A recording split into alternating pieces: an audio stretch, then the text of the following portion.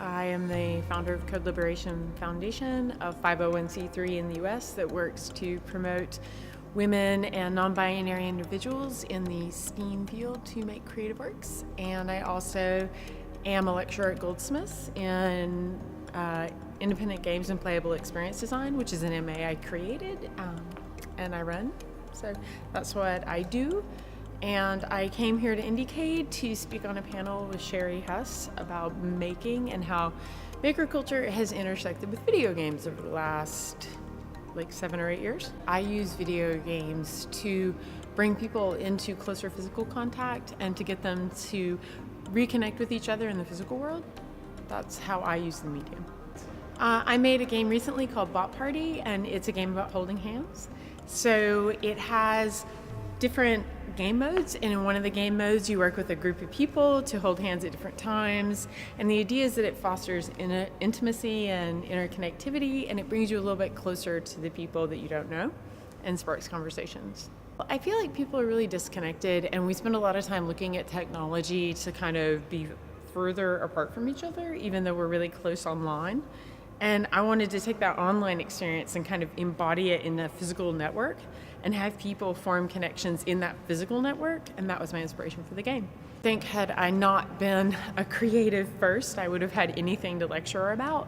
So I got hired in my job based on the strength of my game work and my creative work. So I bring that directly into the classroom in how I share my practice with people that I'm teaching and collaborating with, because I believe it's important to have a conversation about play and games that's a little bit bigger than the medium has traditionally allowed for. And that's how my practice has influenced my teaching. I think that they really work in tandem. I'll be obsessed with a project and I'll want to share what I'm learning with my students, and then they'll start playing with it, and then I'll learn from them, and then this conversation happens where we're kind of sharing ideas and creating together. I might be off on one project and they might be on theirs, or we might be working together on a project. And I find that kind of teaching really rewarding because it's also part of my creative practice. And I feel that teaching when you have exhibition output and you get to take your students' works into venues really impacts my life and impacts their life, and it's a win-win. Usually you don't have a lot of time to engage people in a physical experience because you have to train them about the medium itself. It's not a controller, so you can't just press buttons to jump around on a screen, and there's no familiarity with the control schema. So you have to be like, okay, here's a box, here's what I want you to do with it, and then they have to learn about what is possible with the device, and then they have to learn how they can interact with people and be able to play a successful game in 3 to 5 minutes. And that's a lot to ask out of somebody, so you have to really tighten the kind of experience of building an interaction loop, and it's got to be really precise, and you have to test constantly. To test an idea, does it work, does it not work, and you have to really listen to the players and strip out anything that's hard to understand or not immediate. I've been always building, I guess what you could call local multiplayer experiences. So there are games that involve several people. I've only ever made one game that involved just one person, but even then it was a spectacle game, so it was about watching that one person play. And I think that exploring our interconnectivity and the way that we connect with one another is really important, and I have done a lot of that.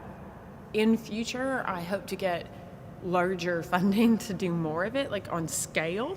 And that's the hardest part with these games, is getting support to take something from a prototype that I show at something like IndieCade to something that could be put at MoMA or something. And that funding gap is huge and really hard that's where I'm at now. That's the goal, is to get the next round of funding so I can build something really large. I mean, I'm not finished with Bot Party yet.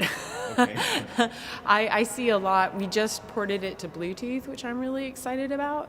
And it's my hope that from Bluetooth, I'll go to tablet. And I have 3 game modes right now. I want to release 10, and I want to release it as an app. and try and sell it, because I want to figure out a way to like sell it either as like plushies, or I'm trying to work out a way I can get it in the hands of a lot more people. Because when you prototype these experiences, it's really fun and it's really awesome, and it's really important to have platforms for that. But what is more important is finding a way to actually like get it to a lot of people. And IndieCade is great and GDC is great, but you're limited to the games community. And now I want to like engage kids in their bedroom, like when they're having a sleepover with their friends or whatever. So I'm like, how do you do that? What's that look like? I think that the biggest thing is I'm gonna have to figure out a production pipeline in China, if you want my honest opinion. I think these sorts of games are expensive, and you have to do a lot of engineering to bring the cost down enough that you can mass produce them. And then Kickstarter is like the obvious first attempt, and beyond that you can seek funding at like the public level or at the startup level. I think Beast of Balance did it really well with their Kickstarter project.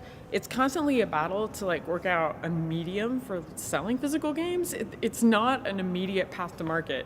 If you're gonna go make a video game, you're like, okay, this goes on the iPad, that goes in everyone's house immediately.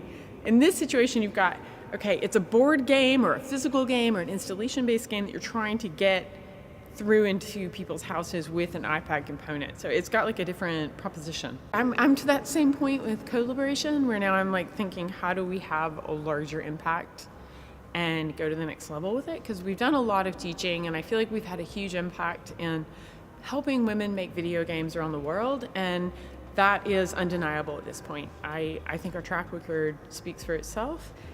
That said, how do we get it so we have something that's sustainable in more places than just the US or the UK? How do I make it so people can unroll their own version of it, maybe either call it collaboration or not, call it something else entirely, or just use it as like a set of materials and best practices to integrate into their own communities. There are completely untapped market opportunities there to make games for women, about women, and to speak to women's experiences in a way that obviously very few people are doing. Because if you've got 52% of women, playing video games out of the 100% in total, it makes sense that you might be able to have games creators come from that 52%. This is just a thought.